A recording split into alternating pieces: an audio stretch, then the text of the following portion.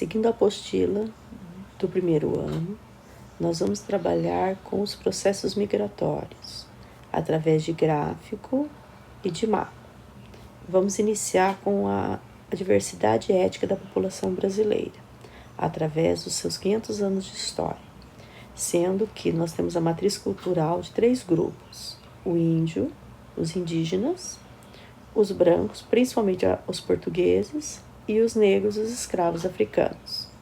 A próxima etapa, nós vamos passar sobre a imigração brasileira.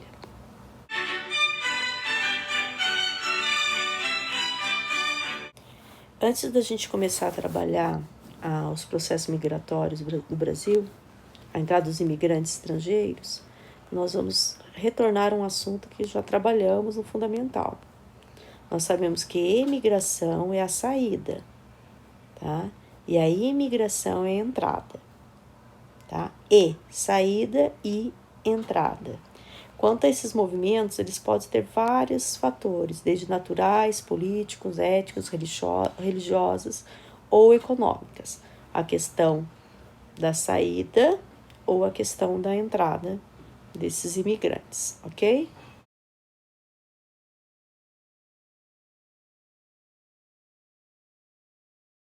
Em relação ao contexto geral sobre imigração no Brasil, o contexto histórico dela, ela foi incentivada pelo fim do tráfico internacional de escravos, através da expansão da economia e a necessidade de uma mão de obra.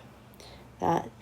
Pensando em substituir os escravos, o governo vai incentivar a entrada dos estrangeiros, que vão começando trabalhando nas fazendas de café, no interior de São Paulo, nas indústrias e na zona rural da região sul.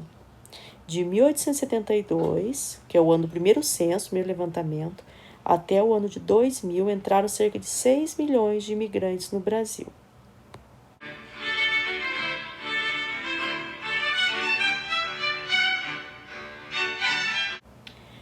Vamos abrir agora a página 57, tá? E depois a página 58, que tem o gráfico.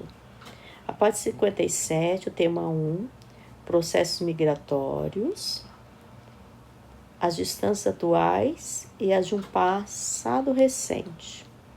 Então, nosso país, ao longo do seu povoamento, ele vai ser formado através de uma diversidade étnica, com matrizes europeias, africanas e indígenas, que transpuseram barreiras físicas e culturais.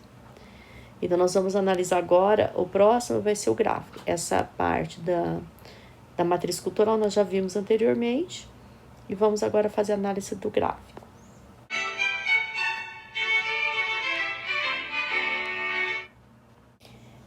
Vamos agora ao gráfico 1, tá? E vocês vendo a flechinha ali, as atividades que vocês têm que fazer. São 3 perguntas relacionadas ao gráfico. Então, nós vamos agora fazer uma leitura desse gráfico. Então, vamos à análise do gráfico, né? Vamos continuar. O gráfico imigrantes no Brasil no final do século XIX e no século XX. Nós temos um gráfico de colunas, não é? Com uma escala de 200 e 200 mil. Eu não sei se é 1 para 200, tá 200 mil habitantes, depois ela vai para milhões. Lembra que a escala no mapa é diferente. No gráfico, a gente depois pode fazer uma medida para saber se a cada 1 centímetro dá 200 mil habitantes, 200 mil, né, pessoas e tudo mais, né? São os imigrantes. Então, nós temos ali, e esse gráfico, ele tem valores o quê? A linha horizontal, nós temos as etnias também, né? Que seria na legenda ali com as colunas. E nós temos os anos, né? Desculpe, os anos.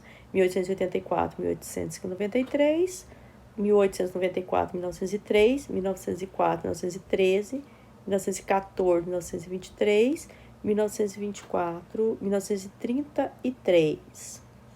Pessoal, em relação a crise do café, ela já começa antes até de 30, tá? Só para vocês terem, que no outro texto eu acabei falando que ela inicia, assim, tem a crise, mas antes de 30 já está começando a crise do café. Então, as perguntas, elas são relacionadas à questão, indica a entrada de fluxo, o fluxo dos imigrantes, os quais os perigos que vocês estão observando que é mais intensa, o que motivou, que a gente comentou já no texto. O que aconteceu em 1914, 1923, que vai ocorrer a diminuição desse fluxo, que nós também já comentamos. E para citar 3 países que vão apresentar o maior fluxo de imigrantes, em 1884 a 1983. Quais desses 3 que vocês estão observando, né? Se são os portugueses, espanhóis, italianos, japoneses, qual que vocês observaram que vai ter o maior fluxo de imigrantes? Não esqueçam que vocês têm a quantidade, tá? 113 mil, aqui, com os espanhóis, depois você tem aqui de novo os espanhóis em laranja, vocês têm quantidades, tá? Então, isso aí vocês podem se basear pelos valores, ok? Então, tranquila essa atividade. Vamos agora à próxima atividade, que é o mapa.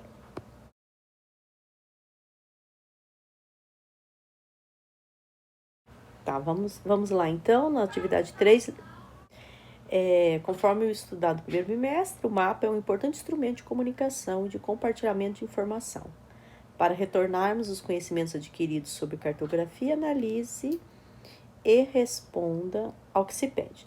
Nós temos um mapa, ele não está trabalhando somente a questão de migração, tá, gente? Nós estamos trabalhando a cartografia aqui também, que nós já vimos no primeiro bimestre. Então, o que nós observamos? O título é Estrangeiros Residentes no Brasil 2010. Nós temos um mapa de fluxo, vocês estão vendo as flechas, né? E ela, quanto maior a flecha, maior o número de estrangeiros desses fluxos. E ele é ordenado, tá? As cores são ordenadas. Então, você vai ter na legenda a origem dos estrangeiros, que é de modo ordenado, maior número, o tom mais escuro, menor o tom mais claro. E a flecha é a mesma coisa, mais fina, são menor a distribuição. E a flecha mais grossa, maior a distribuição, tá? Então, ela vai aumentando. Então, esse gráfico, o que vocês estão achando? Ele é qualitativo, quantitativo, tá? Nós trabalhamos com valores numéricos, não se esqueçam disso.